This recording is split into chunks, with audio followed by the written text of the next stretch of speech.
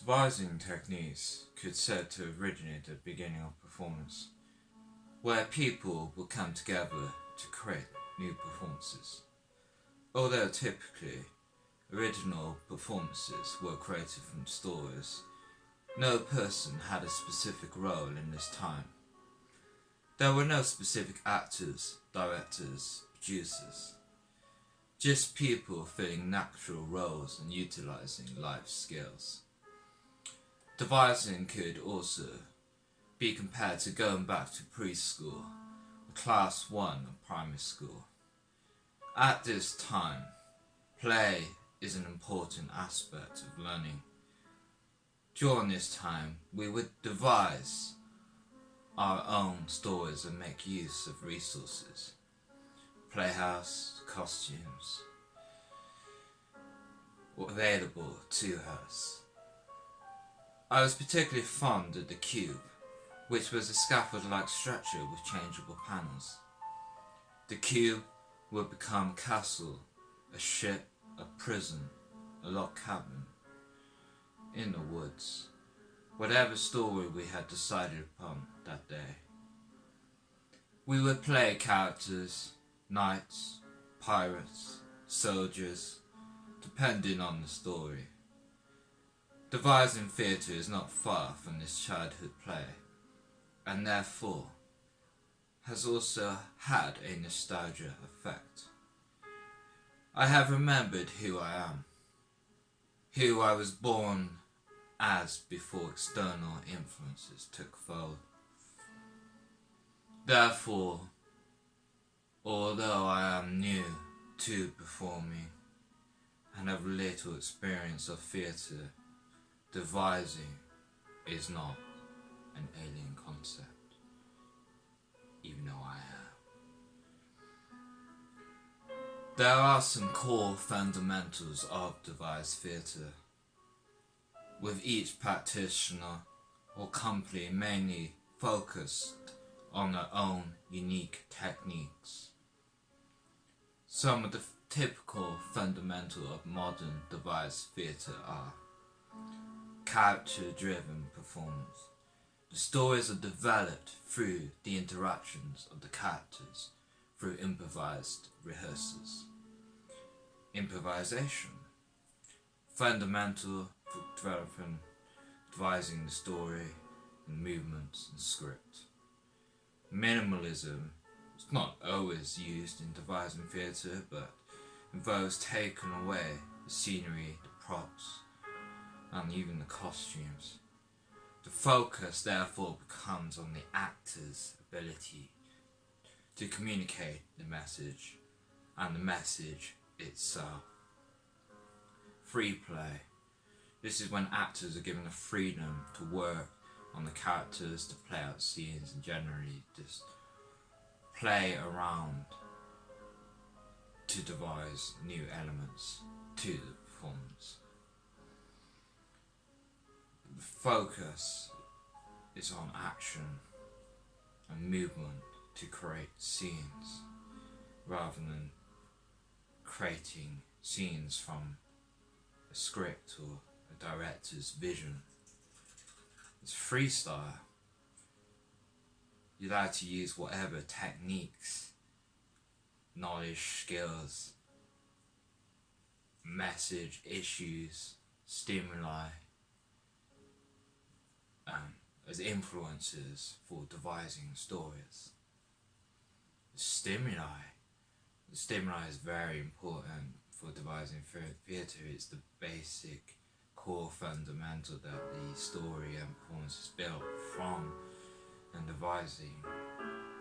The stimuli could be a message, an issue that the performers or the company are trying to raise awareness for, but the stimuli could also be something simple like a touch, or it could be a pre-existing story, the words of another person. When we use the words of another person, their story, their literal words that they have said at some point in their life let the world know what they've been through. We call this verbatim theatre. Commissioning is very important in devised theatre, because when you're devising theatre from scratch, you need a stimuli and you need a reason to produce the work. And the commission could come from a third party. It's maybe a school or some other type of organisation that wish to raise awareness on a particular issue.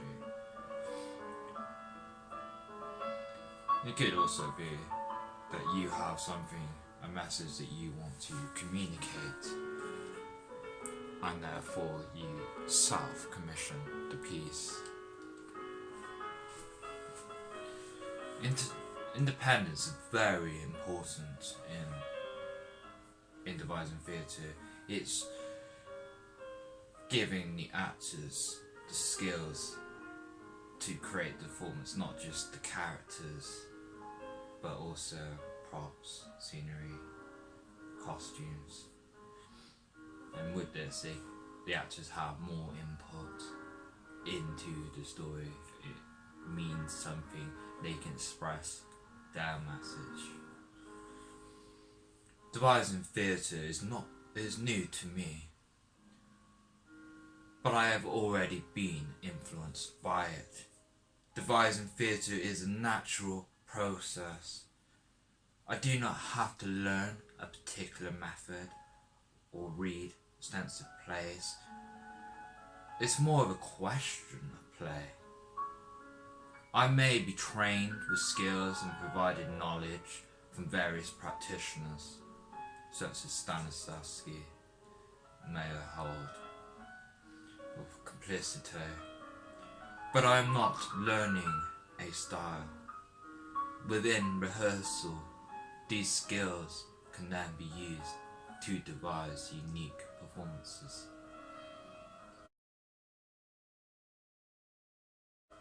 We want to look at an early example of performance that had similarities to devised theatre, then Commedia dell'arte could be mentioned.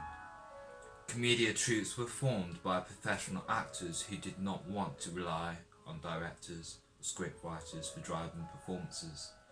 Performances were based on a common story or theme, and mostly used stock or stereotyped characters that had a predetermined set of characteristics. The performance were focused on the improvised interactions between the actors. The actors were in classes of masters, servants, and lovers. These characters represented people within society, such as a master character, Pantalone, representing a greedy banker, the Harlequin being a zany character whose responsibility is to cause trouble and alter the interactions between the other characters. The lovers were often at the centre of the performance, with the other characters moving around them. Various characters are working against them, whilst the lovers seek help from the zany class. Without a script, the interactions between characters are what developed the story and made each performance unique. Although Commedia is an entertainment, it was used to draw attention to societal issues, particularly social standards, the disparity between upper and lower classes, by its portrayal of stereotyped characters. Satire had existed since Greek theatre and was fundamental to society in this time, as often it was the only way in which issues could be raised without being considered a criminal offence. I provided a list of the Commedia stock characters within my blog page. Street theatre and mime can also be used as examples of early devised theatre, where the performers would often use improvisation and devise movements to create new performances. Mime is typically performed in the street. Mime origins could potentially be ancient, but it is known to have developed as a specific style during the time of Commedia dell'arte and Shakespeare. Mime is purely visual and imaginative performance, where the performer aims to encourage the audience to believe their performance is truthful, whilst they interact with imaginary objects, or overreact to props. Mime is influenced by commedia, particularly in costume and makeup, but also early Greek theatre, where actors would perform scenes silently to a chorus, narrator and music, expressing only via the use of body language. So although minimalism seems like a new theatre concept, it had existed since mime. Devised theatre has taken these basic practices, such as those used in mime and street theatre, and turned them into a methodology. There have been a number of direct and indirect practitioners who have contributed to physical and devised theatre. The practitioners either developed techniques that were used in devising theatre, they're pioneers or actual practitioners in devised theatre.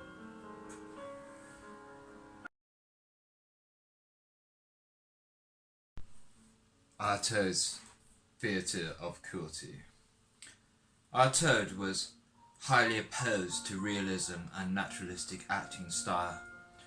The aim of the performances was to be representative of a nightmare or the delusions of a schizophrenic.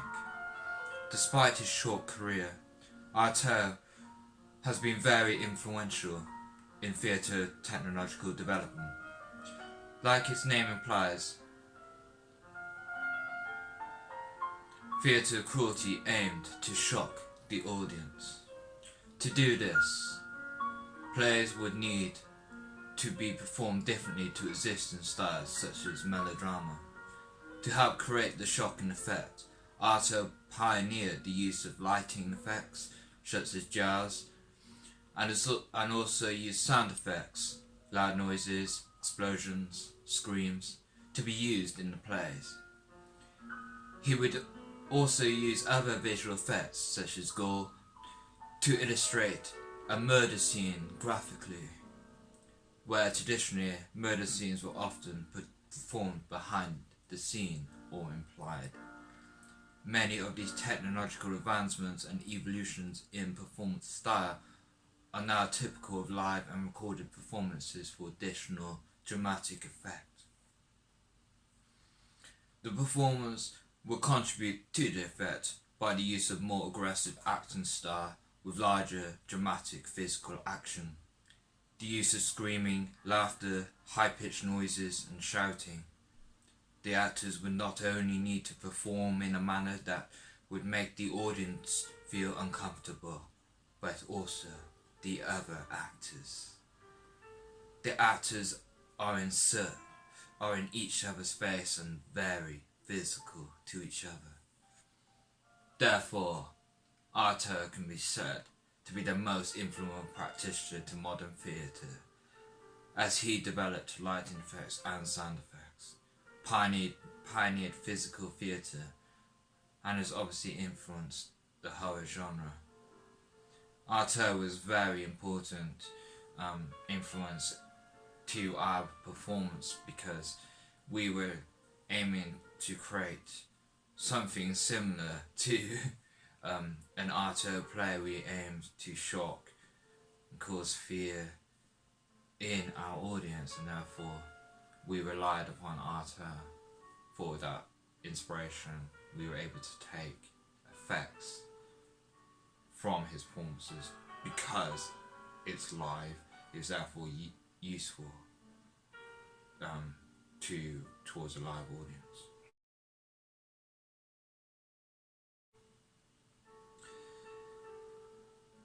Stanislavski. Although we only really briefly touched upon Stanislavski for this, who's still influential for developing characters. Stanislavski's techniques have been revolutionary in theatre. He aimed to create more realistic performances.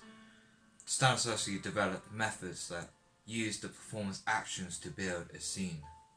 Before Stanislavski, it was typical that theatre performers used stock characters.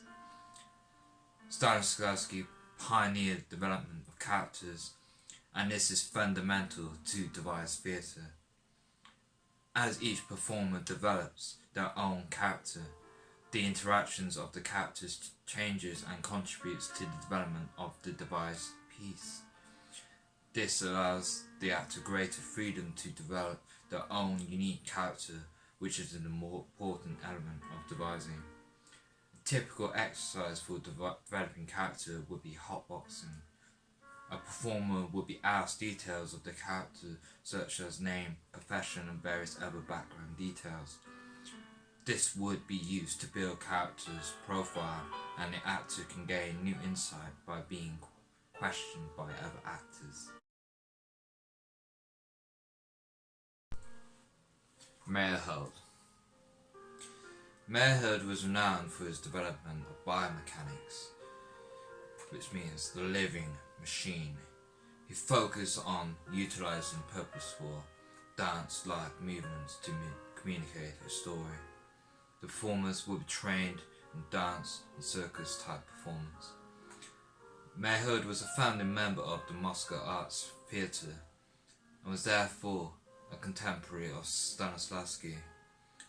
Although Mayhew was opposed to naturalism and realistic styles of performance, he did, however, embrace Stanislavski's ideas of character creation. An example of this would be the around the table exercise, and also the objectives used to create scenes. Mayhew lived during the time of Stalin, who saw Mayhew's style as non-Soviet. Eventually, Mayhew was imprisoned and executed for his practices. His practices were wiped from history during Stalin's rule, but later started to re-emerge during the late communist era and after the collapse of communism during the later 20th century. Like many movement practitioners, Mayhew was influenced by commedia dell'arte and mime. Mayhew would use commedia characters in performance, particularly the Harlequin clown character. Masks were used frequently during training and performances. Masks were used because it allows the actor to hold a fixed and consistent facial expression. Masks are also important for training as it encourages greater emphasis on body language and physical expression. Mayhew aimed to create a system that was not lifelike but theatrical. The style would be exaggerated and use dance-like movements. The performers would be trained with skills that made them capable of performing in a variety of styles, including naturalism, melodrama, pantomime, and circus acts. The training was intensive and extensive. Mayhew believed that an actor was on par with a musician learning an instrument. The actor's body was the instrument. They would need to train every day, and it would take 7 to 9 years for a person to become a fully trained performer. Mayhew believed in collectivism, collaboration, and working as an ensemble. The cast worked as a single entity. The actors would take on a shared stimuli and story, and their characters and acting style would combine to create a unique performance. Mayhew created the equation N1 equals A1 plus A2. N relates to the actor. A1 is the organizer of the information, which could be a scriptwriter or director. A2 is the material itself, the source, the story, the background, the stimuli. The actor has more control over the movement and needs to create movement in relation to the force. The actor is also given freedom to think creatively in order to devise characters' movements. Props and scenery had different roles in Mayhew's theatre. Props were not seen as superficial details, but an extension of the performer's hand and therefore body. Stage scenery was used as part of the performance. It was designed to be moved, and the performers would interact with scenery pieces in unusual ways to separate the performers.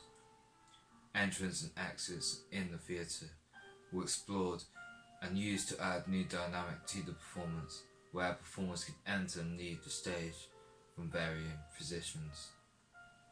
Mayhew's training techniques aimed to improve performance in three primary areas: balance, the ability to hold off-center poses and dynamic movements; rhythmic awareness, this is moving to a tempo or moving with music; responsiveness, this is reacting to an external or internal stimuli, reacting to other actors' movements, reacting to the audience.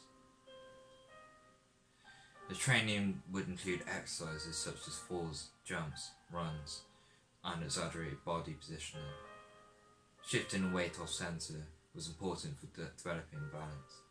Mayhew used a system of actions based around the dactyl, which used various stances and movements in a sequence of actions.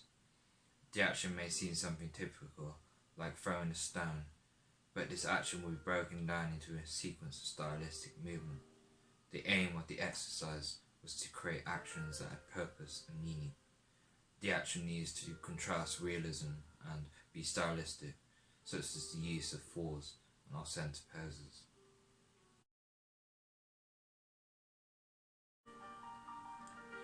Jacques LeCoch. Jacques LeCoch was influenced by Commedia dell'arte, but his practice was mainly founded due to his opposition of realism and bourgeois theatre. Although Stanislavski is considered like God in the acting world, when watching one of his plays, LeCoch was most intrigued by the beginning of the play, which was full of mishaps. Due to the failures in scenery and various mishaps, the emphasis came onto the ability of the actors to express the story. LeCoch incorporated Stanislavski's idea under his umbrella of what could be described as total theatre. LeCoch's school was not a typical drama school. The actors trained to be prepared for everything, from performing to production to life itself. They were given the freedom and platform to self-produce. LeCoch's main philosophy was that of minimalism. He aimed to strip away all superficial elements of theatre, not just on stage, but the actual location. This allows the focus to be on the actors and the story they are expressing. On the surface, the performing style is very similar to Commedia. The style would use white-faced clowns who performed in dance-like, gymnastic and animalistic manner. Although scripts were used, the script itself would normally be mimed or expressed physically. LeCoch liked to incorporate a choir or chorus in training and performances. The aim was to bring together the performers as a single unit, that no performer was more important than the other. The benefits of training in chorus are improvements in chemistry and team cohesion. LeCoch was so convinced by his methods that he believed an actor attending his schools would not be receiving additional training, but retraining entirely. The training under LeCoch was extremely detailed. It is LeCoch's training practice rather than performing style that make him stand out as a practitioner. The training covered areas beyond performing. The training would include the following focuses: education of the body. The performers trained in music, gymnastics, acrobatics, dance and physical exercises. The aim was to develop a wider range of physical skill and athletic ability. Craft skills. Performers would trained in craft skills such as drawing, modelling, fine art, costume and prop making. These skills could be used in the production, allowing performers to become more independent. Singing. Performers will be trained to sing in solo or in chorus. Exercises in dramatic expression. The training included mask work, which was considered a useful tool for helping performers relax. Physical games, central playing time, where performers could devise freely. Physiognomy,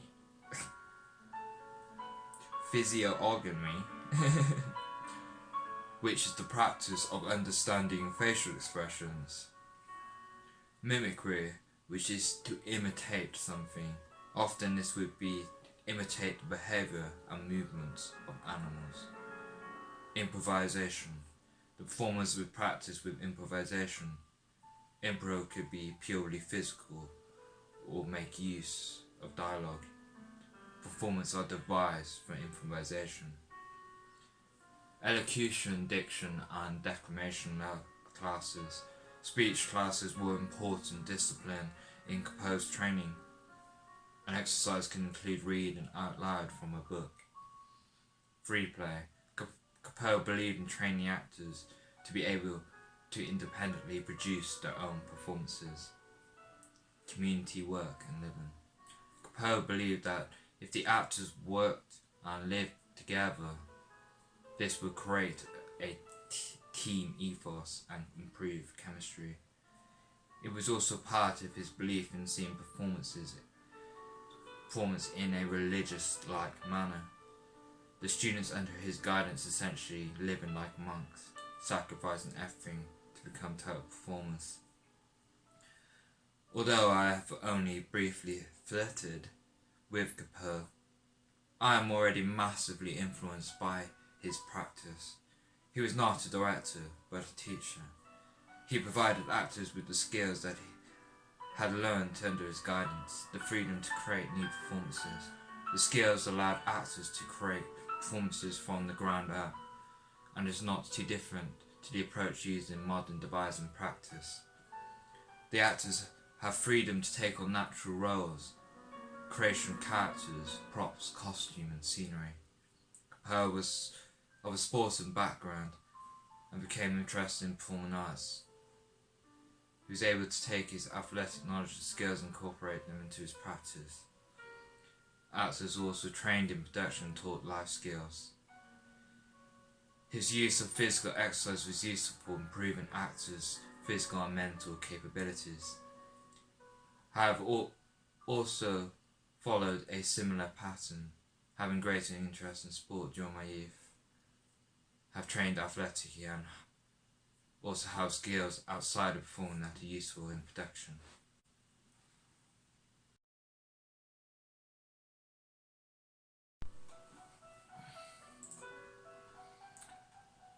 Rudolf von Laban.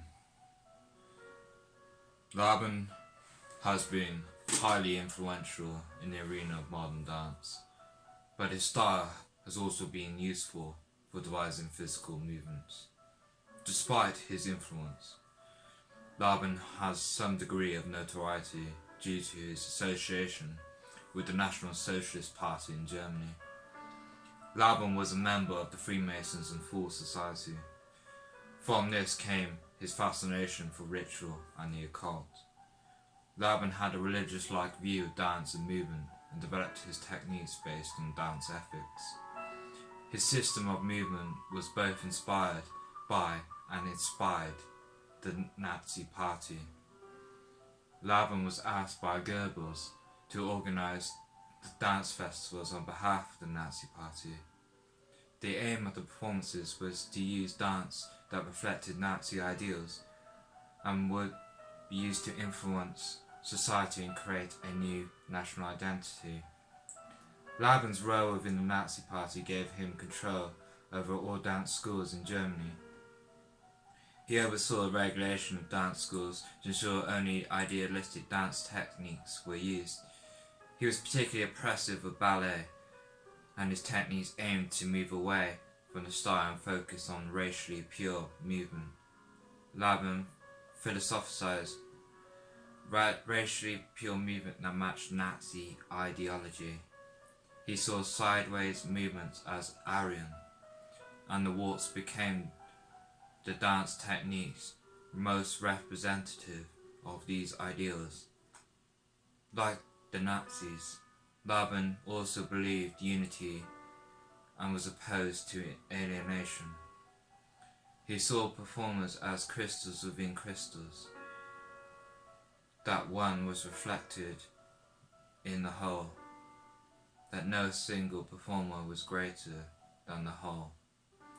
Laban's philosophy saw that each performer had a living space. The living space consisted of the hemisphere, the space around the performers in which they can move into, and the kinesphere is the inner space of the performer, the thoughts, the feelings and memories. Laban's practices worked on encouraging the performer to express their inner feelings through movements. Laban's main technique, and what he is most known for, the word of performing, is the 8 efforts. The 8 efforts are a system created from Laban's study and breakdown of human movement. He categorized human movement by a series of actions that are dictated by variables such as time and space. Each effort is attached to a meaning. It would be used in a particular moment, such as an argument, but it could be more general. The variables dictate how the effort is performed. Is it fast and free, or slow and bound?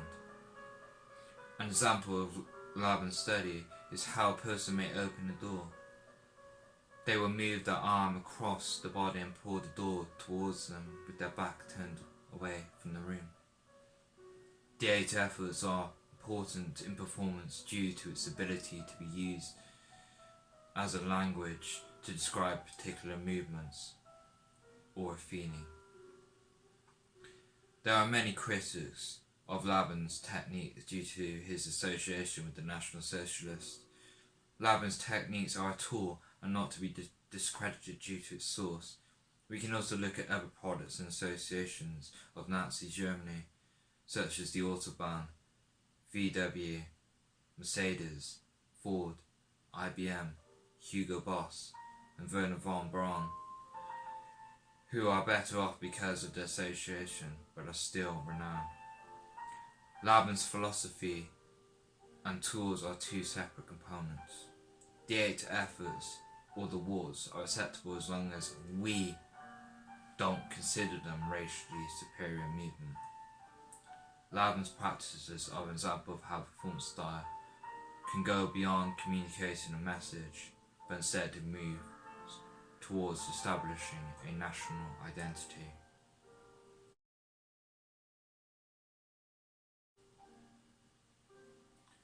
Jacques LeCoch's Poor Theatre and Laboratory Theatre. Poor Theatre was formed by LeCoch in Poland as opposition to superficial and bourgeois theatre. The style contrasted other theatre styles of the time, particularly those who used complex machinery such as rotating stages. LeCoch saw this as theatre's attempts to create illusions, but were unable to compete against those of TV and film. Thus, he pioneered the minimalist theatre style, where theatre can do without all the superficial details such as costume and scenery, down to typical elements such as stage, music and script. The ability of the actor to convey the emotion required in the performance. Elimination and separation between the actors and audience, or breaking of the fourth wall, was fundamental. This was done by using the same levels of lighting for actors, exposing both actors and audience. The stage may be surrounded by the audience on all sides. The actors were also forced to mix and perform among the audience. Due to the lack of props and scenery, Often the actors themselves would take on the forms of objects. If asked to become a table, they formed the shape of a table. In the production of Faust's Last Supper, the audience members were seated around a table as the guests in the play. The table becomes the stage, and the actors even become food during the performance. Grotowski was extremely experimental in performance, with new techniques being considered to create authentic and unique performances. Grotowski was influenced by both Stanislavski and Mayhew. He embraced Stanislavski's approach to character creation, but was more influenced by the movement techniques of Mayhew. The performance style has some similarities to Greek theatre. The main similarities is that performance uses narrative, and the actors express the story through the use of body language. There are some fundamentals to Grotowski's style and practice, such as minimalist, focus on actors' performance, using actors to create props and scenery; experimental, actors devise performances, any techniques could be used. The actors were trained to reveal their inner truth, to act on their impulses. The actors had a religious-like devotion to the performance. The style is extremely physical and mentally challenging, but it's not financially rewarding. The actors followed his practice because they were disciples of the practice and motivated by personal development. Consistent training. A performer is not a person trained as a performer, but a performer embodied, focused in improvement as a performer. The actors were not trained in a particular method, but provided skills to devise performances. Training was focused on opening the imagination and reacting to stimuli. Physical exercise used to eliminate weaknesses. Weaknesses and limitations hold back a performer. Training would not only improve physicality, but it also break walls in the mind of the performer. Plastiques. Plastiques were developing finer technical and elaborate movement skill. There was an understanding the involvement of the body in memory, forming a connection between the memory and the body. The performer is to form a puppet, master-like relationship with the body. The performer is not just moving, but moving in relation to their innermost thoughts and feelings. What I respect most of Grotowski is the religious-like devotion required of his students. Students were not people who performed, but performers embodied. They are fully immersed within their performance and live a monk-like communal existence.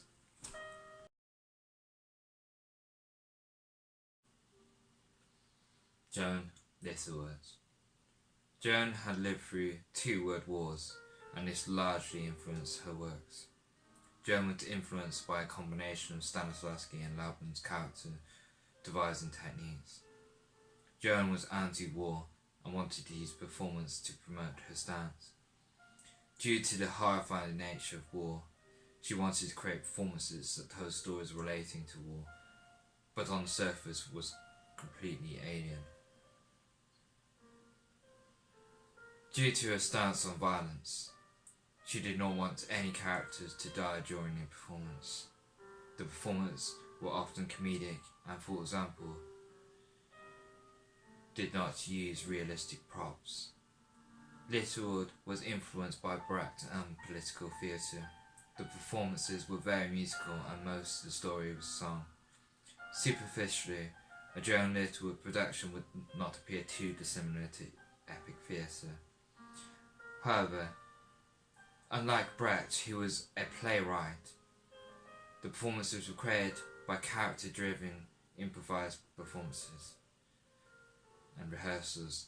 Joan was an expert in breaking down actors' insecurities and encouraging them to reveal themselves to the world.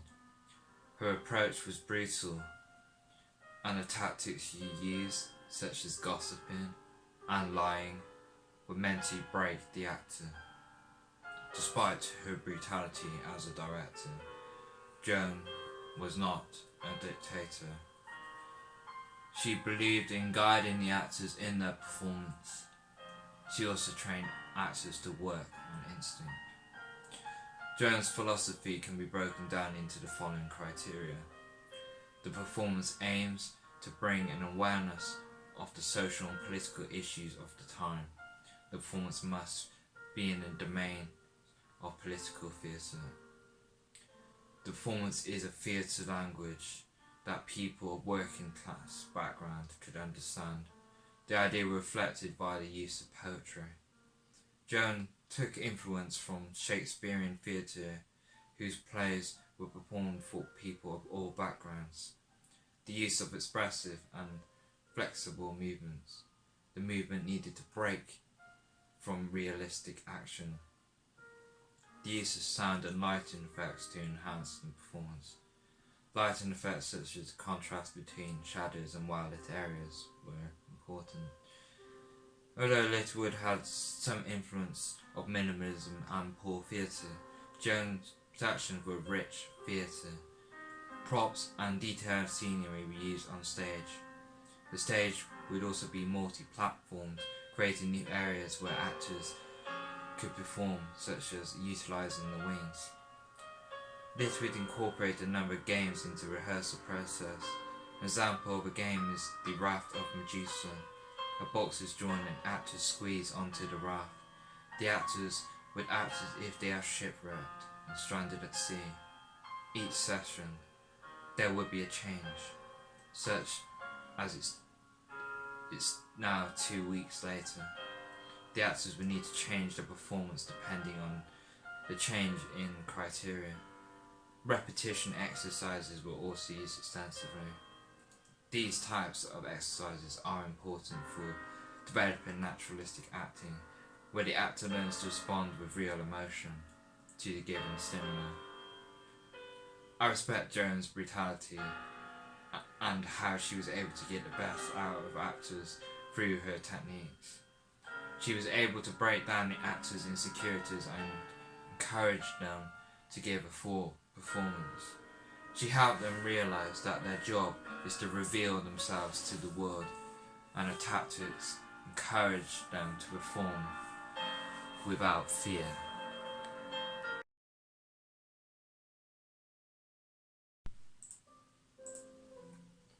Jacques LeCoch. LeCoch was originally of a sporting background, spent his early years developing as an athlete and participating in a number of different sports. Due to the influence of sports coaches and practitioners who had brought together sporting performance and artistic performance, such as Capel, LeCoch eventually broke away from sport and into performing arts. LeCoch was most interested in commedia dell'arte and mime, and started to work in commedia troupes in France and Italy before returning to France to start his own school. On the surface, the performance style would somewhat resemble commedia dell'arte, but focus on clown characters. The performance was physical, but unlike commedia, the narrative would be spoken during a performance via negativa. LeCoch would be critical of the weak areas of the students' performance. The students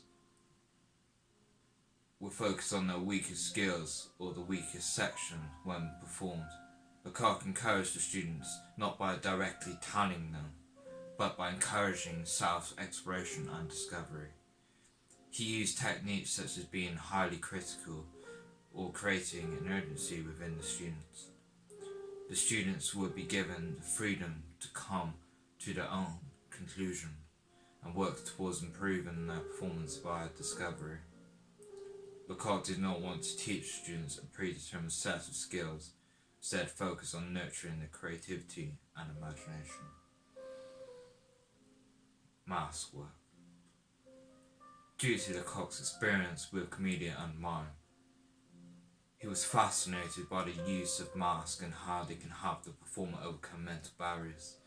LeCoch used a number of different masks with each mask having different characteristics or use a different level of training. The neutral mask, beginner's mask. The neutral mask has no particular expression. The mask was used to help actors overcome inhibitions. Due to a mask hiding facial expressions, it also encouraged the performer to become focused on their body actions and movements, thus increasing their body awareness. Commedia. Masks from commedia that represented the varying characters of commedia were used as ways of exploring different characteristics that has already been predetermined. The lava mask. The lava mask is a neutral mask that is used when a performer is being encouraged to break free from realism and to create a unique performance based on the imagination. Expressive mask. Expressive mask portrayed a particular character displaying a specific emotion such as anger. Expressive masks were used when scenes evoked some form of conflict. Half masks. Half masks are a higher level of mask training, and they're used when you focus on developing the voice through the mask. Clown nose. Clown nose is considered the smallest and most challenging mask. It's also a neutral mask and allows creative freedom. The clown mask exercises were used to encourage the performers to develop their own personal and unique clown characters. Three important aspects of LeCoch's practice that's characteristic of devising physical theatre are as follows. Playfulness. Le jeu. To play as characters and explore the stage space. Togetherness. Complicity. Working as a team. Collective actors, each part of the whole. The audience, actor relationship, and the connection to the stimuli. Openness. Disponibility. Open-minded, open imagination, open to stimuli, and to be responsive and to audience reactions. LeCoch's main technique that is often used to devise or work on refining physical movement is known as the 7 levels of tension.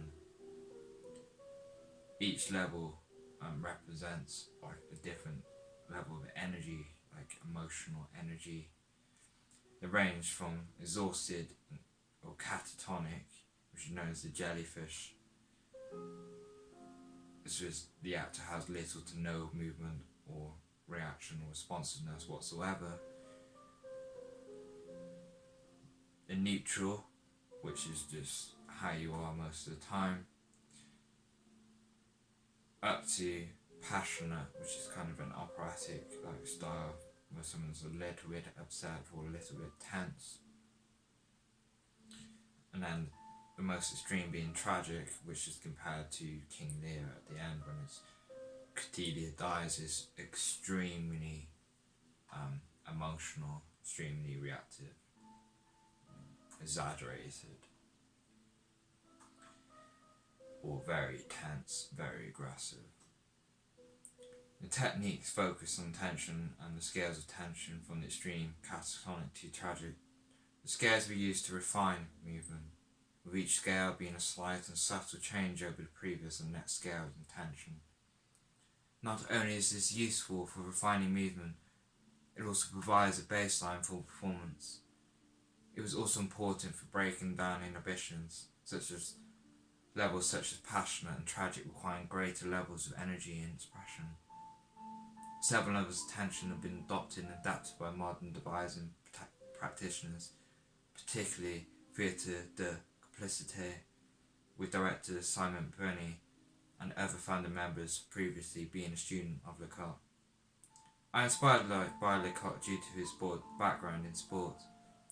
In my youth, I took part in many different sports and have experience with techniques such as cardio, fitness, weight training, yoga and Pilates. This has partially shaped my physique to create someone who is capable of performing in physical theatre.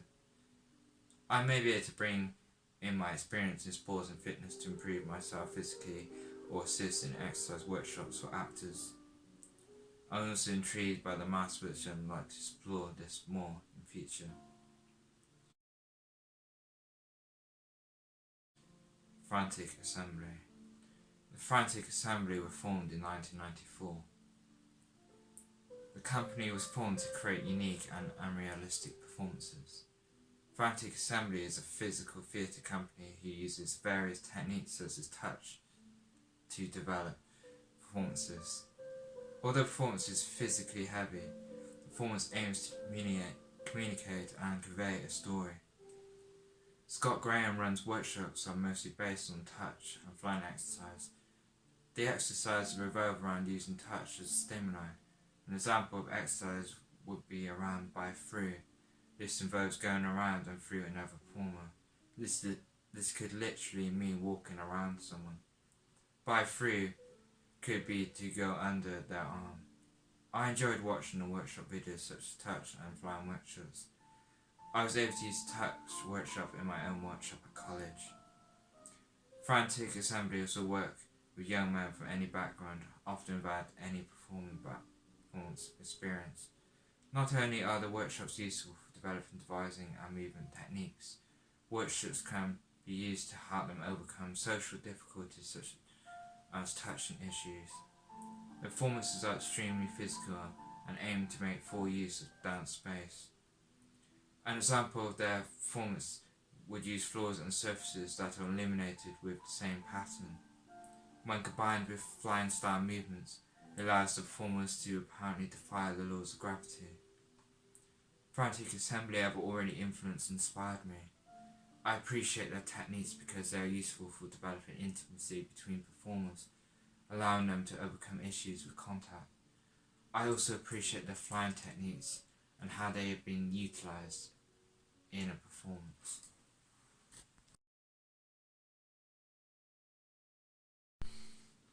Deviate. Deviate, or Dance Video 8, were formed in 1986 by Lloyd Newson and are a physical theatre company whose focus is on communicating socio-political issues through performance. Deviate style is mostly focused towards dance and will often use music to accompany a performance. However, they believe dance has its limitations and therefore push the boundaries of the performance beyond dance into the realms of physical theatre. This allows them the freedom to express the message and stimuli desired in the performance.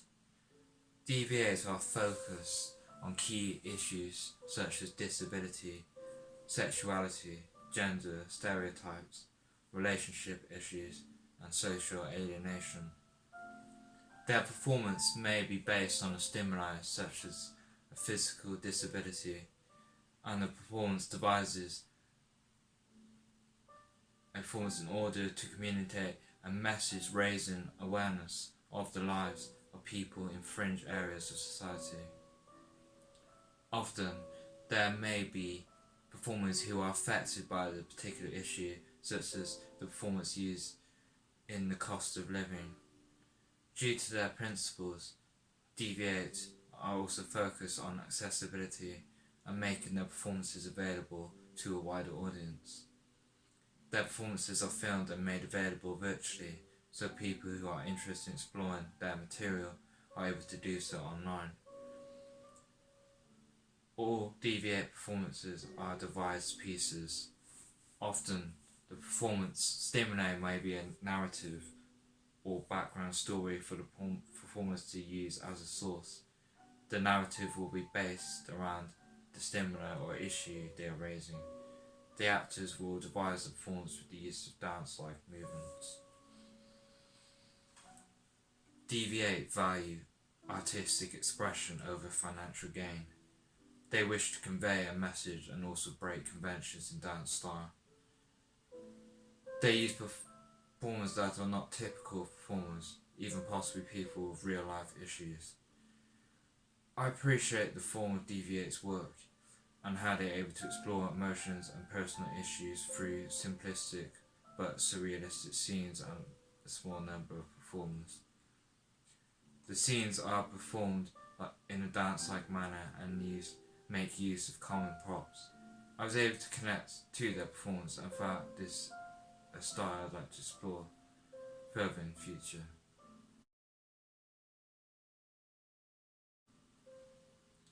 Theatre de Complicité. Complicité was formed in 1983 by 4 performers, 3 of whom had been students of LeCoch. Therefore, the company is heavily influenced by LeCoch. Original founder Simon Burney, who is now artistic director of Complicité, was also influenced by pantomime and word theatre styles. McBurney is also influenced by life theatre. Many events in life are like theatre. Protests, for example, are like theatre, but also events such as sports games, weddings, funerals and dinner parties. He was influenced by pantomime's use of the dame and the relationship the character has with the audience. The dame is a female character played by a male actor, thus breaking gender stereotype. Some of the fundamental issues that the company have used as stimuli in their performances are breaking gender stereotypes, apartheid, plastic waste, and deforestation. Complicité can mean complicit, or as LeCoch used the term, togetherness. Complicité refers to relationship between the audience and the performers, but also relationship to the subject material. If the performance is raising a global issue such as deforestation, then we are all complicit. Through the performance, Complicité aimed to raise awareness of the issue and induce a response within the audience. Complicité uses a process of collectivism during the production. All members, from actors to director to script writers, provide input into the performance. The performances are often devised and in the style of commedia, or in a comedic style. However, the company has evolved to now also adapt original classic using their performance style. Due to the influence of LeCoch, the 7 levels of tension is the most utilised technique for devising. The technique allows a scene to be changed by changing the tension of one or more characters. Technique may also be used by creating an imagined scene such as watching a football match, and the actors respond to the scene using the various scales. Due to the style of the performance, the actors will be trained in space awareness. Actors will be required to squeeze into an area such as a small square, and then asked to perform elaborate scenes. This enhances teamwork, imagination, but also trains the responsiveness and reaction to the actor. The performances combine the skills and style of LeCoch with the use of modern technology. Complicité will make use of lighting, sound, music and stage effects in order to enhance the performance. For example, lighting effects can be used to fill a space, making the performer appear as if they are floating in a void. Lighting used to set the space on stage, reducing the space to that only surrounding the performer. This reduces the need for elaborate scenery and setting, drawing the focus on the actors and the message.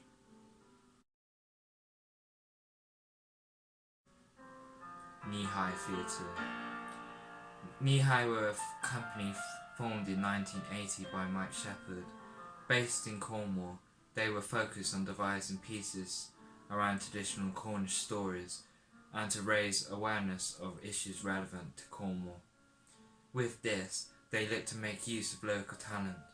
Many of the actors have a job outside of performance. They wanted to create performances that would become part of establishing a unique Cornish identity. Influenced by commedia dell'arte, the performance style is very acrobatic and dance-like. Each production is devised by a collaboration between performers and crew members.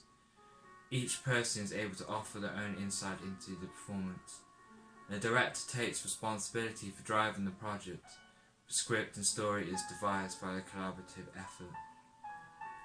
They did not use a typical stage and often would use scenery pieces or shaped stages that acted like a ship's deck or alternative space.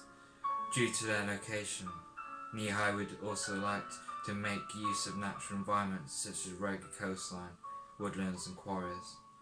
Typical Kneehigh production would be set in a barn location. The stage would not be a typical flat surface.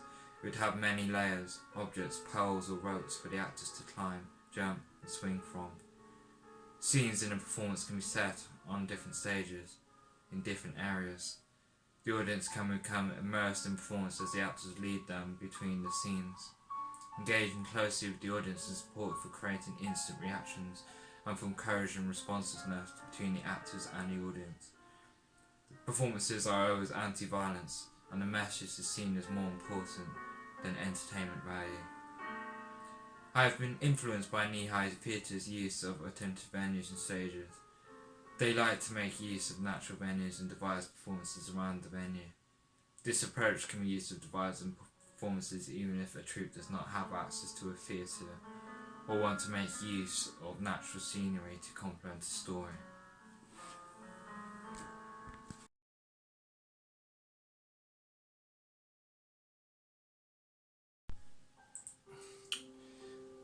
Devising theatre can be used to explore social and political issues and be used to raise awareness on hot topics. As theatre productions are built from scratch, any topic can be used as a stimulus for the story.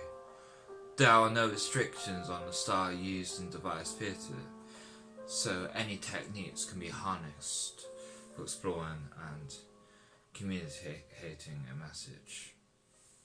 Addiction. When I was at primary school, there was a troupe that visited the school to give a performance. Stimuli for the performance revolved around drug addiction and primary addiction to heroin in my area.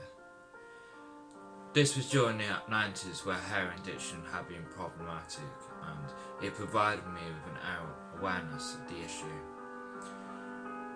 As I had seen documentaries on the subject, I was also able to ask questions of the actors to get more information regarding the subject. I also sensed that the performance cared deeply on the issue and wanted to help people with addiction. Some of the performers had been affected by addiction in their lives. Either they had been addicted or had been close to someone with drug addiction problems. Their awareness of the issue was therefore also personal and relative to their real lives. Oh, What a Lovely War. Oh, What a Lovely War is a play directed by Joan Littlewood. The play is used to highlight the atrocities of war, which was a recent memory to those who lived during the era. The characters are mostly dressed in military uniforms. The scenes mostly show ruins or battlefields. However, the performance is mostly musical. Throughout the play, the performers sing the story, such as letters from soldiers and descriptions of the scene. The songs and acting were often nonsensical. The performers would dance and act out scenes similar to kids playing in a schoolyard. Props such as guns were replaced by non-offensive versions such as walking sticks. This was done as it helps remove violence from the performance. Although the performance is mostly comedic, it is deep and it shares details of war that are emotive, such as the soldiers' letters. From an audience perspective, the performance makes me compare war to children's playground games. The problem is, the toys are real guns, and the soldiers are pawns in the games of the powers that be. If you explore the history of the build-up to the Great War, it's World War I, it was literally the case of empires, the emperors of Europe, playing out their childhood games in real life. The cost of living. Deviates the cost of living is a performance that comes with a social political theme, in this case, the cost of living. This is an interpretive art piece and could have several meanings. The main message of the film refers to people living with disabilities and people living on the fringe of society. There is a performer who is a double amputee. The performance shows some of the struggles and techniques a disabled person needs to use to overcome life challenges. Part of the performance shows a scene where the disabled actor leaves the home and moves in a dance-like manner. A chorus of performers follow him, mimicking his movements. Not only does this show the challenges of disabilities, the performance is inclusive and makes the disabled actor central to the performance. The performance also explores breaking down the gender stereotypes. Even though we associate certain hobbies and interests as masculine and feminine, this is only our opinion. It is acceptable for men and women to partake in hobbies and interests that are not associated with their gender. The Neon Shadow. The Neon Shadow was produced by Kneehigh Theatre. The performance explores isolation. The style is similar to a music video. Throughout the story, the performer plays out the actions of someone suffering from the effects of isolation. The range of emotions explored include loneliness, insanity, anxiety, spontaneity, and love. The movement is performed in a dance-like manner. The performer interacts with props in the room such as bedding in the walls. The scene hints at the outside world, but mostly focuses on the behaviour of the performer. Throughout the performance, the music changes and is also reflected by the performer's movements. The room appears to be made out of paper and everything else is white. This adds to the insanity effects of the performance. At the end, after dealing with the varying emotions, the character breaks free and enters the real world. I found I could connect to this piece due to the emotions such as anxiety and isolation it explores. I also found that some of the behaviours in isolation are similar to mine, such as using dance to exercise and remain positive.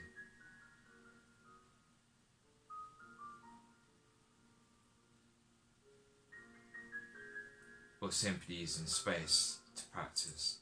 The ability to express feelings in this style is something I would like to explore further. I am naturally physically expressive, and if I'm unable to connect to this, people who are similar could find the same connection. The style is also able to express deep and intense emotions, without it come too extreme for a ranged, wider audience. This style may be useful, for example, conveying anger to a younger audience. Devising theatre can be a very powerful communication tool, even more so than larger productions, even TV and film. Many performances outside of devising are largely focused on entertainment or telling a physical story. The story does not have to have any meaning or produce to influence people, but is instead an escape for the audience. Devising theatre is mostly focused on communicating a message to the audience. There are many issues in the world, both those that are global or national issues, but also personal issues. This is where devising theatre can be at its most effective. A performance can be created around a particular stimuli, such as a mental illness, a disability, drug addiction, or community hazards. As these performances are often commissioned, the performance is developed or devised for a particular audience. The performances are often commissioned by schools or organisations to raise awareness around a particular issue that may be relevant to the students.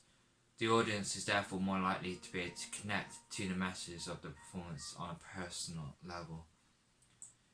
An effective performance is more likely to invoke a meaningful reaction from members of the audience.